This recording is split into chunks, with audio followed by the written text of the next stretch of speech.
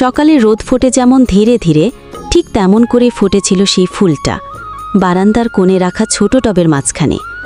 না, এটা কোনো দামি গোলাপ ছিল না, একটা সাদা বেলি ফুল, নরম, ছোট্ট, কিন্তু এক টুকরো ভালোবাসার মতো গন্ধময়।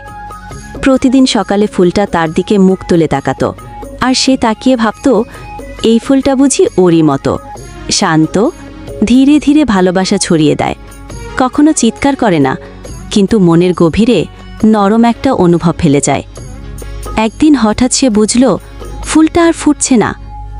পৃথিবী যেমন অপেক্ষা করে বসন্তের, সে ঠিক তেমন করেই অপেক্ষা করতে লাগলো যেদিন আবার একটা বেলি ফুল ফুটবে, শুধু তারই জন্য।